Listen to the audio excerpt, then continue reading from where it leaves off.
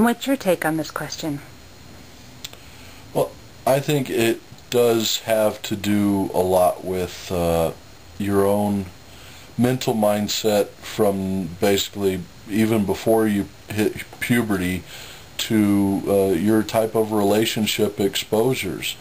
I mean, I had a girlfriend once who was into dressing up and role-playing, and I had never been exposed to anything like that. I had never even considered it. But I went, oh, sure, what the hell, you know, and now I consider it a nice change-up, a nice switch. Once in a while, it's fun to do.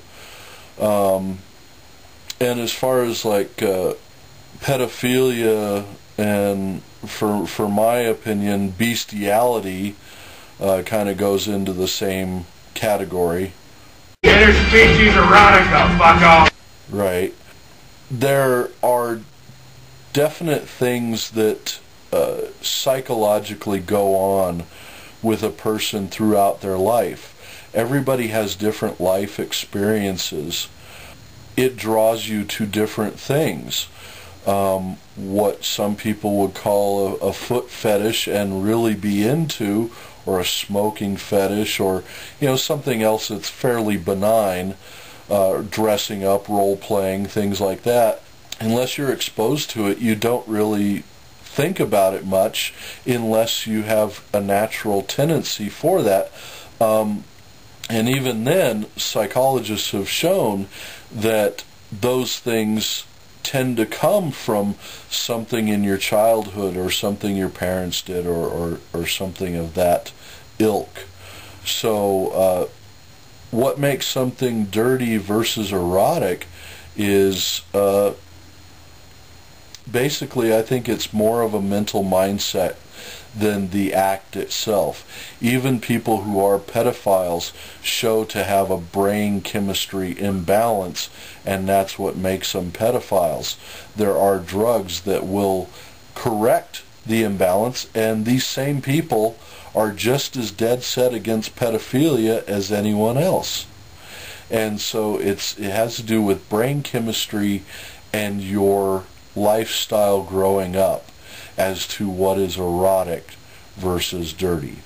Okay, what is your take on masturbation? It's very much a natural thing and not a dirty act at all, and it should not be discouraged by anyone. I think some of the latest statistics, and I'm pulling this out of my ass, so bear with me on that, is that something like 96% of men masturbate and 61% of women masturbate. And the reason for the men number being so much higher is because we produce semen and sperm all the time. We are, if you will, in a constant state of ovulation. And we are constantly producing this stuff, and it's only got a finite space to go to, so it has to be released. Even men that don't masturbate still have wet dreams, because that stuff needs to be used, or it gets spewed out by the body no matter whether you want it to or not.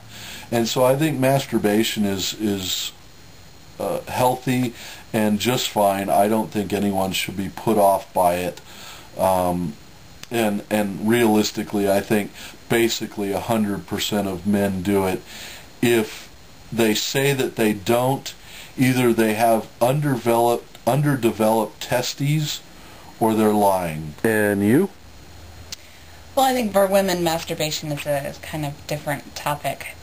We don't have the same physical need, I guess, would be the way to put it. Or physical demand would be a better way to say it.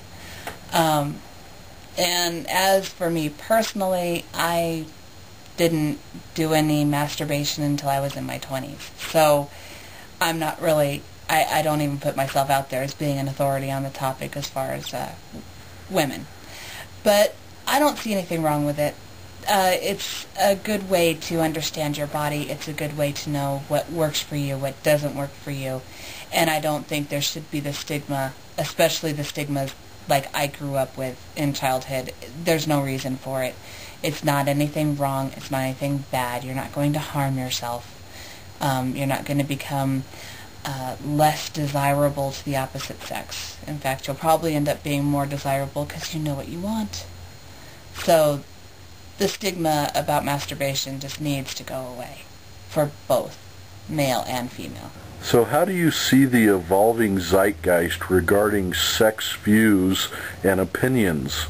The differences between our generation and the generation growing up now? Well, I think that the evolving zeitgeist, if you will, is actually a very good thing. I think that as a young child growing up now with a lot more knowledge available, a lot more freedom to express yourself and to learn about things without actually having to do them, or learning stigmas instead of learning about certain actions. Kind of goes back to that masturbation thing for me. I don't think that it's right that children grow up with dogmas and stigmas regarding certain aspects of being human. There's certain boundaries, of course, that you want to make sure that your children are aware of. You want to make sure that they're aware of, STDs and how things are transmitted and those sorts of things. But finding out that your child has kissed a same-sex friend and also has an opposite-sex relationship shouldn't strike panic into your heart. I think that it's good for children to be able to, or kids, young adults, I guess would be the best way to put it, to experience all sorts of various enjoyments that we as human beings are able to do. And so I think that it's a good thing. I think that having that knowledge out there and accessible without having the dangers involved is a good thing. So, should you ever go ass to mouth? You ever go ass to mouth? You never go ass to mouth. No, I barely go ass, much less ass to mouth. Alright, I'm going to tell you this because we're friends. But sometimes, in the heat of the moment, it's forgivable to go ass to mouth. I knew it. Well, since you put it that way. And what about you? Should you ever go ass to mouth? I think if you like scrubbed it out with Clorox or something, or don't use Clorox, but if you made sure it was really clean or something, I don't think there's anything really wrong with it. But then again, if you didn't make sure it was really clean, no one wants a chocolate milkshake mustache.